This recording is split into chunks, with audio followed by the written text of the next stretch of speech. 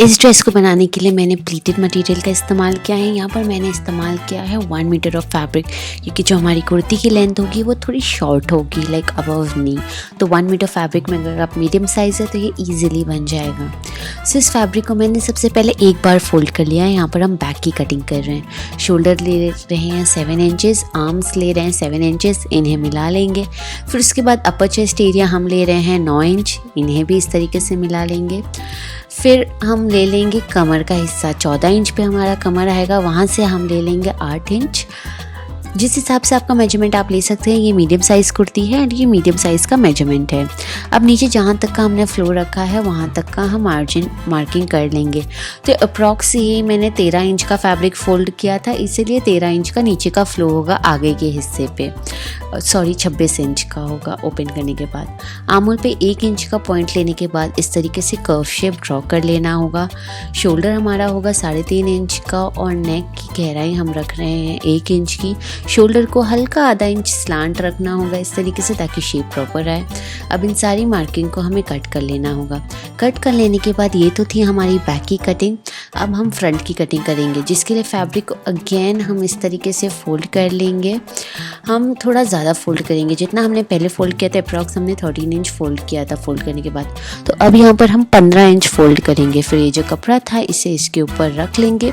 But जो folded area है जहाँ पर कपड़ा मुड़ा हुआ है वहाँ पर हम इससे गैप रखेंगे 2 इंच का। जो हमने 2 इंच का फैब्रिक एक्स्ट्रा लिया था वहाँ पे 2 इंच का गैप रखेंगे और फोल्ड करेंगे। फिर साइड की जो मार्किंग होगी वो सेम हैज़ इट इज़ होगी, गले की भी सेम हैज़ इट इज़ होगी। ऐसे ही मार्किंग करते हुए इस मार्किंग को हमें कट कर लेना होगा। ये हमारा फ्रंट की कटिंग होगी।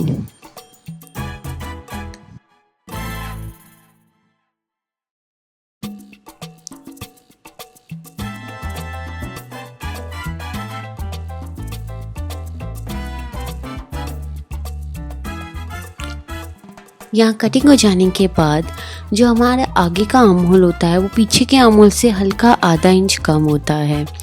तो यहाँ पर हम पीछे का जो आर्म होल है उसे 1/2 इंच और एक्स्ट्रा कट कर लेंगे। 1/2 इंच से थोड़ा सा लेस आप कट कर लीजिए, इससे जो हमारी आगे की फिटिंग है वो बहुत प्रॉपर आएगा। और ये जो हमारा आगे का कपड़ा है उसके सेंटर से भी हमें कटिंग कर लेना होगा, क्योंकि हम शर्ट पैटर्न ड्रॉ कर रहे हैं। शर्ट पैटर्न ये ट्यूनिक टॉप रहेगा, इसलिए हम आगे से भी स्ट्रेट इसे कट कर लेंगे। कट करने के बाद इसे खोल लेंगे और इसके ऊपर बैक का फैब्रिक रखते हुए हमें कंधों को मिला लेना होगा। और आगे की तरफ जो हमने 2 इंच एक्स्ट्रा लिया था वो इसीलिए लिया था ताकि हमें मोड़ने में काम आए। पहले आधा इंच फिर 1.5 इंच इस तरीके से मोड़ते हुए आप सिलाई दे दें, क्योंकि यहाँ पर शर्ट के पैटर्न है तो वहाँ पर बटन होल और बटन्स क्रिएट करना होगा। इस तरीके से हमने इसे शोल्डर जॉइंट कर लिया है। अब जो हमारा नेक साइज़ है उसे आपने मेजर कर लेना होगा। नेक की जो गहराई है वो कितनी है, क्योंकि ऊपर की तरफ हमें कॉलर अटैच करना होगा। मैं यहाँ पर कॉलर भी काफ़ी आसान तरीके से अटैच करने के लिए आपको बता रही हूँ। तो जो टोटल लंबाई थी वो थी 22 इंच की। तो हम एक कपड़ा लेंगे जिसकी चौड़ाई होनी चाहिए 8 इंच की और जो लंबाई होनी चाहिए वो होनी चाहिए 22 इंच। जैसे कि गोलाई थी तो उससे 2 या 3 इंच आप एक्स्ट्रा ले लीजिए। तो इस तरीके से हम देखें, मैंने एक चौड़ा फैब्रिक ले लिया था, बचा हुआ फैब्रिक का ही इस्तेमाल कर रही हूँ। और ये फैब्रिक मेरा ट्रिम नहीं है, क्योंकि जो हमारा क्रश फैब्रिक था उसे मैंने अच्छे से आयरन कर लिया था, क्योंकि कॉलर लगाने के लिए ये काफ़ी नीट लगेगा। चौड़ाई है 8 इंच की, लंबाई है 24 इंच की। इसे इस तरीके से हमें रखते हुए सीधा तरफ कपड़े को रखते हुए लगा लेना होगा। तो हमने लगा लिया है। फिर जो किनारी है दोनों बाजू की हमने 1 इंच एक्स्ट्रा लिया था, 2-3 इंच एक्स्ट्रा लिया था, वो इसीलिए क्योंकि दोनों तरफ हमें मोड़ने में काम आएगा। साइड की किनारी मोड़ लिया है। अब बस इससे उल्टा करते हुए अगेन सिलाई दे देना होगा उल्टे तरफ से। एंड ऐसे ही हमारी ये कॉलर लग जाएगी, जो बहुत ही आसानी से लगती है। इस तरीके से आप देखें हमारा कॉलर फ्लो होने के बाद भी कितना सुंदर लग रहा है। अब हमें आस्तीन की ज़रूरत होगी। आस्तीन बनाने के लिए जो हमारा क्रश्ड फैब्रिक था उसे मैंने आयरन कर लिया है, क्योंकि आस्तीन हमारी प्लेन फैब्रिक की होगी। थोड़ी लूज़ आस्तीन आप रखिए। तो कपड़े को मैंने एक बार फोल्ड करके दोबारा से मैंने इसे फोल्ड कर लिया है।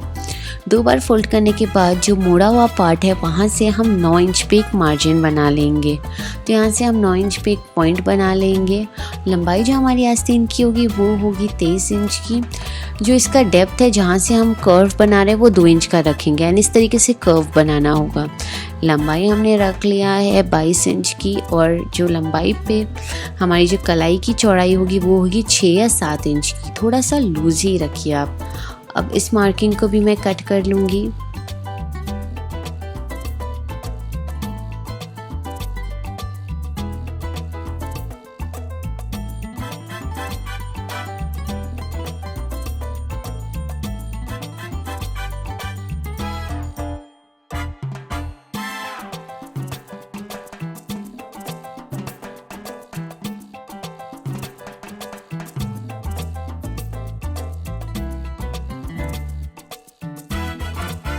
जो आगे के हिस्से की आस्तीन होती है वो भी हल्का कटा हुआ रहता है, इससे फिटिंग अच्छी आएगी। मैंने एक निशानी बना ली है ताकि जब मैं आस्तीन लगाऊंगी तो ये आगे के हिस्से पे ये भाग आएगा। तो ये हमने आस्तीन कट कर लिया है। अब आस्तीन के नीचे हमें कफ लगाना होगा। तो कफ लगाने के लिए कफ का जो साइज़ है वो मैं कलाई की साइज़ पे लूँगी। मेरी जो कलाई है वो है 10 इंच की, तो उसी हिसाब से मैं कफ ले लूँगी। 11 इंच ले रही हूँ फैब्रिक। चौड़ाई मैं फैब्रिक की ले रही हूँ 3-3 इंच ईच। तो इन्हें मैं कट कर लूँगी। यहाँ पर मैं 2 कफ के लिए कट कर रही हूँ, दोनों स्लीव्स के लिए।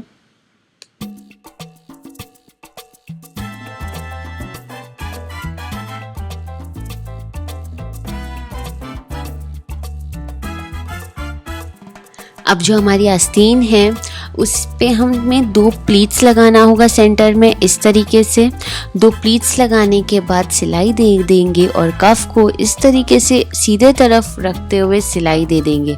यहाँ पर हमने सीधे तरफ सिलाई दे दिया है। अब बस कपड़े को आधा इंच फोल्ड करेंगे, फिर टोटल पूरा फोल्ड करते हुए सिलाई को अंदर लेते हुए यहाँ पर ऊपर से भी एक सिलाई दे देंगे। जैसे हमने कॉलर लगाया था सेम उसी तरीके से कफ पे भी सिलाई देना होगा।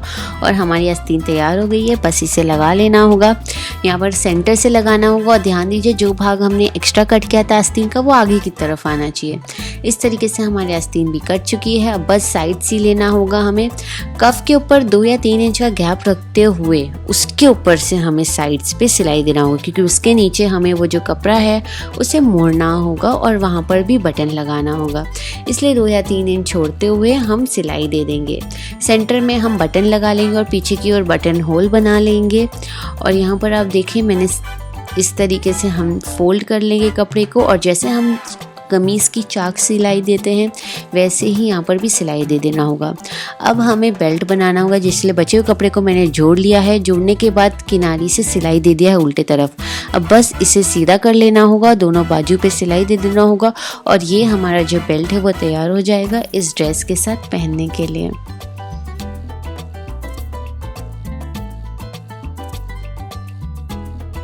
अब बस इस बेल्ट को हम जब ये ड्रेस पहनेंगे तो कमर की ओर पहन लेंगे एंड ये हमारा जो ड्रेस है वो तैयार हो चुका है। आई रियली होप आपको पसंद आया हो। यहाँ पर जिस पिक से इंस्पायर्ड होकर मैंने इसे बनाया, उसके नीचे उन्होंने प्लाजो पैंट्स पहनाए।